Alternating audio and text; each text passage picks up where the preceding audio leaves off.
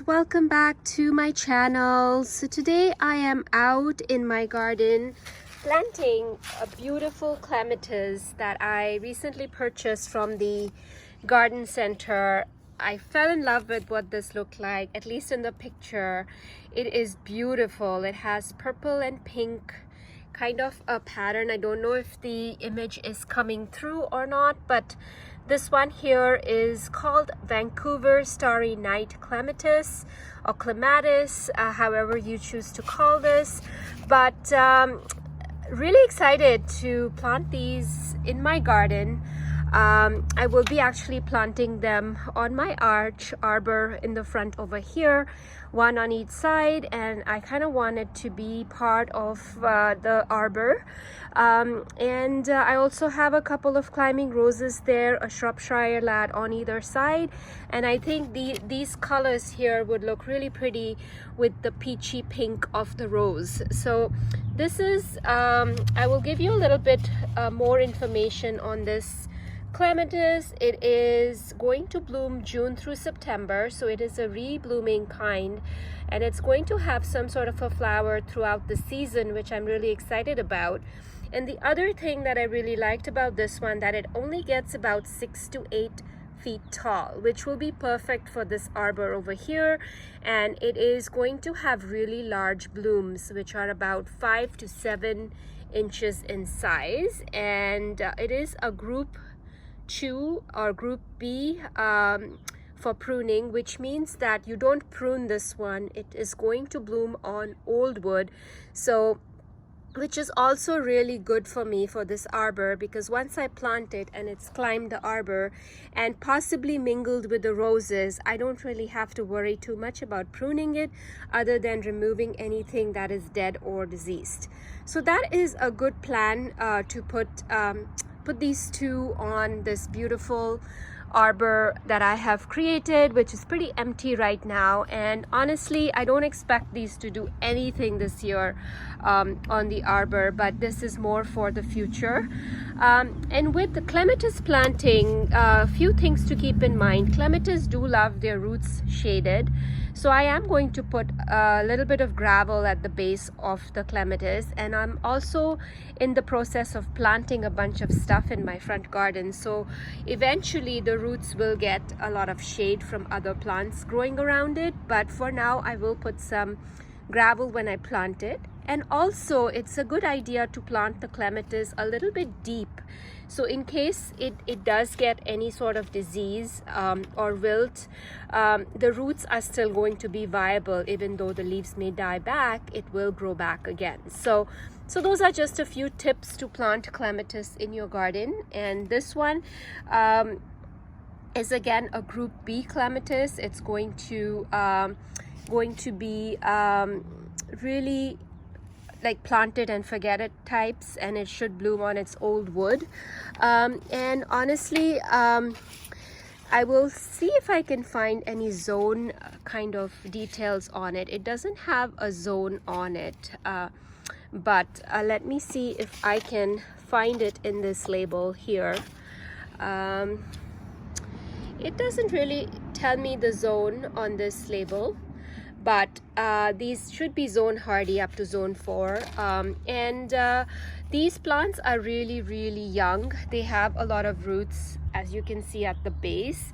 So I think I will be digging a hole at least as deep as this pot, which is about 6 inches or so, and getting them in the ground today. So I just wanted to take you along and show you these beautiful clematis that I was planting in my garden today.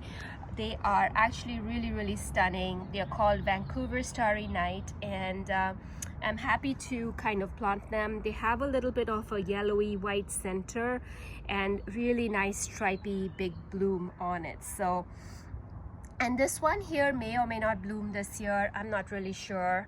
I will give it a bit of a fertilizer, and I will let it start its growing journey on this arbor.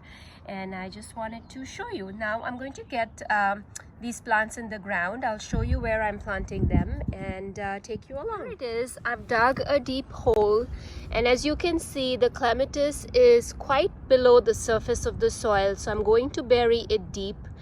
and it's already reaching the arbor, so I don't think it will have a lot of issues finding the arbor and just climbing onto it. So this is the hole I've dug, and it has a lot of healthy roots down there, so I'm pretty sure it's going to thrive in that soil. And I'm just going to backfill the soil and get this planted. And I'm also going to actually remove these supports that it came with. I don't think I need to have this buried in the soil. I think once it starts to find the arbor, it's just going to attach itself and start growing. So that's it. I'm going to put the soil back in there and get this planted. As you can see, it's quite deep in here, and that's what you should be doing with clematis, is planting it pretty deep. And it is going to receive full sun here, lots of sunshine, and I think it's going to be happy here. I just have to make sure the roots are shaded a bit. So I do have some gravel here that I'm going to kind of add to the base of this clematis here.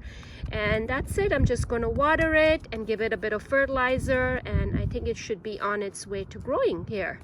So I'm going to get the other one in the ground as well, and I will show you when it's all done. My little helper out here in the garden with me, trying to help me and wanting me to play with him. He's just chilling here, and I wanted to show you what I'm doing with the other clematis. I've kind of mirrored it on the other side. I'm actually getting this in the ground over here, and as you can see, it's buried quite a bit deep.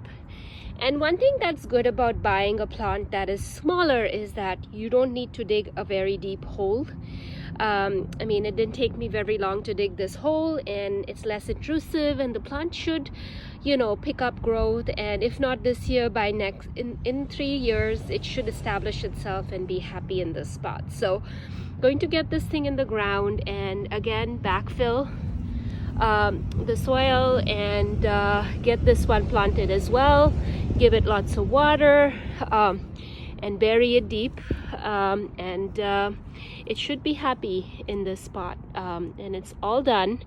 So with that, I wanted to thank you so much for watching and coming along with me as I add these two clematis Vancouver Starry Nights to my front garden, kind of hoping they trail on the arbor and look pretty, and maybe they might give me a bloom this summer. I'm excited. I'm always excited when I add new things, and even though they don't do anything in the first year, it's just exciting to plant something that'll give you hope in the future of how it will do and grow in this spot. So I'm excited.